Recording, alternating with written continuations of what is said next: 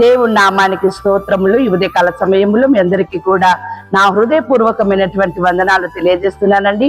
ఈ దినము దేవుడు మీతో మాట్లాడుతున్నటువంటి మాట ఏంటంటే, నీ దేవుడు నీ మొర ఆలకిస్తాను అంటున్నాడు.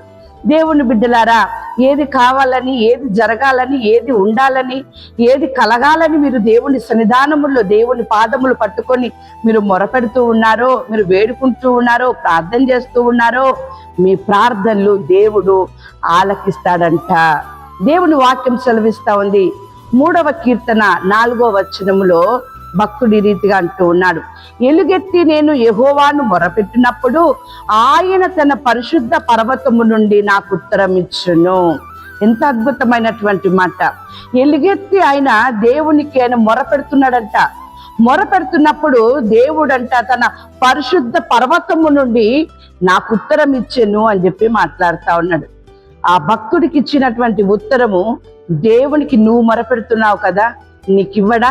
ఈ మాటను మీరు నమ్మండి, విశ్వసించండి. మీరు మొరపెట్టిన దానికి దేవుడు ఉత్తరం ఇస్తాడు. అంతేకాదు వాక్యం సెలవిస్తా ఉంది 34వ కీర్తన 6వ వచనములో, ఈ దీనుడు మొరపెట్టగా యెహోవా ఆలకించెను. ఎంత అద్భుతమైనటువంటి మాట.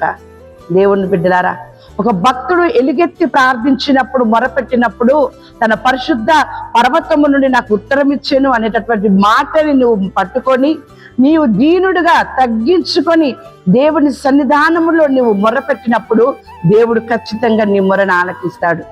ఖచ్చితంగా దేవుడు నీ మొరను వింటాడు. దేవుని బిడ్డలారా, ఆయన ప్రార్థన ఆలకించువాడు. ప్రార్థన ఆలకించే నీ దేవుడు ఈరోజు నీ ప్రార్థనని, నీ మొరని ఆలకిస్తాను అంటూ ఉన్నాడు. వాక్యం సెలవిస్తా ఉంది 107వ కీర్తన 6వ వచనములో, వారు కష్టకాలమందు యెహోవాకు మొరపెట్టిది, నా శ్రమలో యెహోవాకు మొరపెట్టి తిని. ఎంత మొరపెడుతున్నారండి? కష్టకాలంలో మొరపెడుతున్నారట, శ్రమలో మొరపెడుతూ ఉన్నారట. తగ్గించుకొని దీనులుగా వారు దేవుడు ఆలకిస్తాడు, ఖచ్చితంగా ఉత్తరమిస్తాడు అనే నమ్మకముతోని వారి కష్టకాలం ముందు యెహోవాకి మొరపెడుతూ ఉన్నప్పుడు దేవుని బిడ్డలారా, వారికి జవాబిచ్చిన దేవుడు నీకు కూడా జవాబిస్తాడు. చూడండి, రాహేలు ప్రార్థన చేస్తా ఉంది, దేవునికి మొరపెడుతుంది. ఆ మొరను విన్న దేవుడు ఆమెను జ్ఞాపకం చేసుకున్నాడు. ఆమె మాట్లాడుతున్నటువంటి మాట, దేవుడు నాకు తీర్పు తీర్చెను, ఆయన నా మొరను విని నాకు కుమారుని దయచేసి అనుకొని అతనికి దాను అను పేరు పెట్టెను.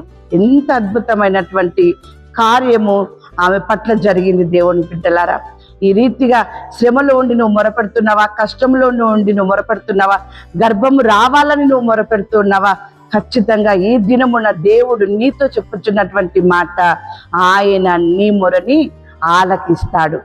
దేవుని వాక్యం సెలవిస్తా ఉంది కదా, ఇర్మియా గ్రంథం 33వ అధ్యాయము 6వ వచనములో, నేను దానికి ఆరోగ్యమును స్వస్థతను మరలా రప్పించుచున్నాను, వారిని స్వస్థపరచుచున్నాను, వారికి సత్య సమాధానములను సమృద్ధిగా బయలుపరచెదను. ఆరోగ్యమును దేవుడు మీకు మరలా రప్పిస్తున్నాడు, స్వస్థతను రప్పిస్తూ ఉన్నాడు, సమాధానమును రప్పిస్తూ ఉన్నాడు. దేని నిమిత్తమే మీరు మొరపెడుతూ ఉన్నారో దానికి దేవుడు జవాబు ఇస్తూ ఉన్నాడు. దేవుని బిడ్డలారా, ఉత్తరం ఇస్తున్నాడంటే అర్థం ఏంటిది? మీ మొరని ఆయన ఆలకిస్తున్నాడు. మీరు అనుకోవచ్చు, ఇన్ని దినములు నేను మొరపెడుతున్నాను, ఇన్ని దినములు నేను ఉపవాసం ఉండి ప్రార్థన చేస్తూ ఉన్నాను, ఇంత ఆలస్యం అవుతా ఉంది, దేవుడు నా మొర వినడము లేదు, దేవుడు నా ప్రార్థన ఆలకించడము లేదు అని మీరు అనుకుంటున్నారేమో. కానీ నీ మొర ఆలకించేటటువంటి తగిన సమయం వచ్చి ఉంది. దేవుని బిడ్డలారా, ఖచ్చితంగా దేవుడు మీ జీవితంలో ఈ దినమున గొప్ప కార్యం చేయబోతూ ఉన్నాడు. గొప్ప అద్భుతమును మీ కుటుంబంలో, మీ వ్యక్తిగత జీవితంలో ఆయన జరిగించబోతూ ఉన్నాడు. అందుకనే వాక్యం సెలవిస్తా ఉంది కదా, యెహోవా హిజ్కియా చేసిన ప్రార్థన అంగీకరించి జనులను స్వస్థపరచెను, ఇశ్రాయేలు వారు బహు సంతోష భరితులైది. ఎంత అద్భుతమైనటువంటి మాట. ఇశ్రాయేలుల వారు బహు సంతోష భరితులైరట.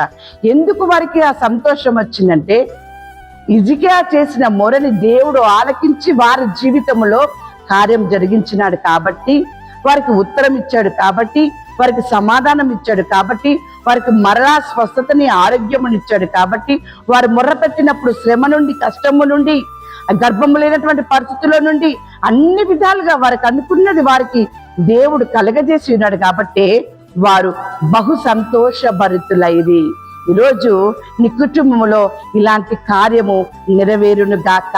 మీ నోట దేవుడిచ్చేటటువంటి సంతోషము, మీరు నోటి నిండా కూడా మీ నవ్వును దేవుడు మీకు కలగజేయును గాక. ఉదయకాల సమయంలో దేవుడు మీతో మాట్లాడుతున్నటువంటి మాట కొలస్సీలకు రాసిన పత్రిక 1వ అధ్యాయము 13వ వచనంలో వాక్యం ఈ రీతిగా ఉంది. ఆయన మనలను అంధకార సంబంధమైన అధికారములో నుండి విడుదల చేసి తాను ప్రేమించిన తన కుమారుని యొక్క రాజ్య నివాసులుగా చేసెను. అంధకార సంబంధమైన అధికారములో నుండి విడుదల చేసి ఉన్నాడు దేవుని బిడ్డలారా. అందుకే సంతోషభరితులుగా వారు ఉంటూ ఉన్నారు. ఇటువంటి సంతోషము, ఇటువంటి సమాధానము, ఇటువంటి స్థితి దేవుడు మీకు ఇప్పుడు ఎల్లప్పుడూ నిండారుగా అనుగ్రహించి ఆశీర్వదించును గాక. ఆమేన్.